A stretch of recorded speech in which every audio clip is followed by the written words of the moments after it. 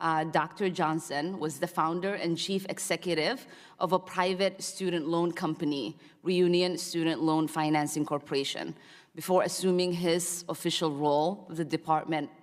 Is that correct? That probably is correct. Yes, it is. Let me just interject. And I would like to continue. And I would like to make clear that we'll give you some time. I will get to it. Thank you so much. The individual you have referred to is not part of the acquisition or procurement team.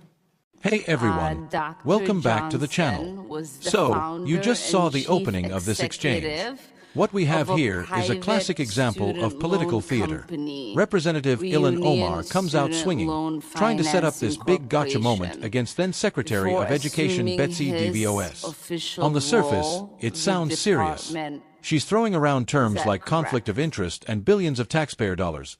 But what you're about to see is a masterclass in how to handle an ambush. DeVos remains calm and professional, while Omar's entire argument slowly crumbles under the weight of simple facts. It's actually pretty incredible to watch.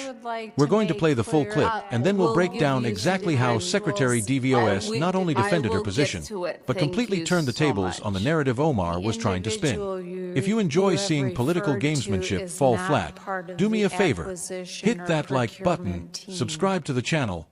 News sources have reported on the conflict of interest that run rampant through your top aides, especially those advising you on higher ed and loan servicing.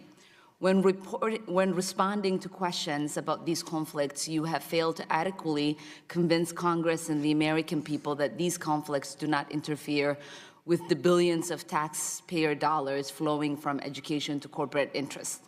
Today, I would like to better understand your decisions for selecting aides and ensuring that their conflicts do not harm taxpayers.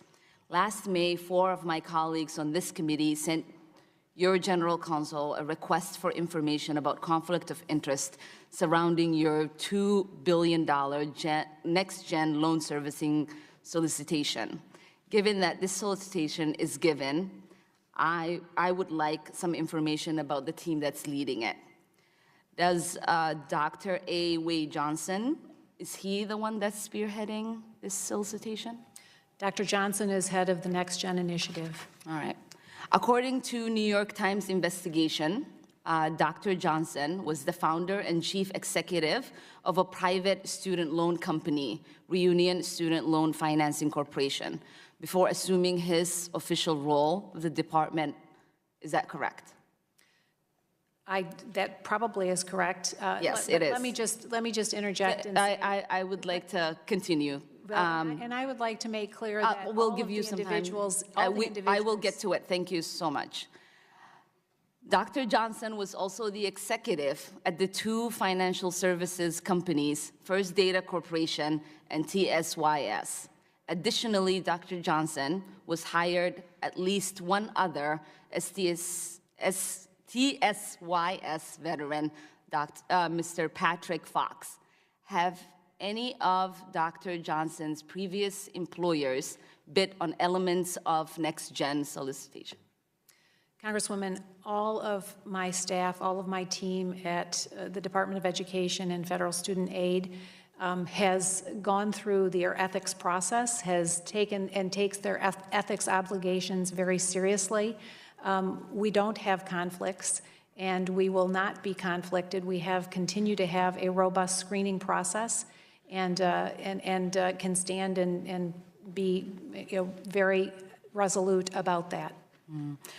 So given that there is about $2 billion per year in taxpayer dollars flowing through this program, will you commit to releasing communication between the procurement team and any of Dr. Johnson's former employees? So all of the procurement is walled off from the rest. That would just be yes or no. Would you be committed to releasing any communication between Dr. Johnson and his employees? Not to releasing internal communication, but the procurement team is walled off from the rest of the team, and the procurement process is very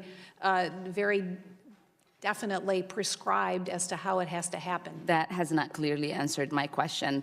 The federal acquisition regulations have a section on conflict of interest. It states The general rule is to avoid strictly any conflict of interest or even the appearance of conflict of interest in government contract relations. While many federal laws and regulations place restrictions on actions of government personnel, their official conduct must, in addition, be such that they would not have no reluctance to make a full public disclosure of their actions. You seem to have reluctance to make a full public disclosure of the actions of the head of the department's largest single procurement team, despite there being obvious appearance of conflict of interest. How is your denial to release communication in line with extremely high conflict of interest standards that's required by federal law? The individual you have referred to is not part of the acquisition or procurement team. Okay. But we need the communication that is happening between the procurement team and the employers of Dr. Johnson. That process is walled off from any other process. All right, so you've seen the whole thing. Let's unpack this because a lot just happened. First, you have to recognize Representative Pomar's strategy. She isn't here to gather information. She's here to create a viral moment. She starts by making a broad, sweeping accusation based on countless news sources without citing a single one. This is a classic tactic designed to put her opponent on the defensive from the very beginning. She's essentially saying, everyone already thinks you're corrupt.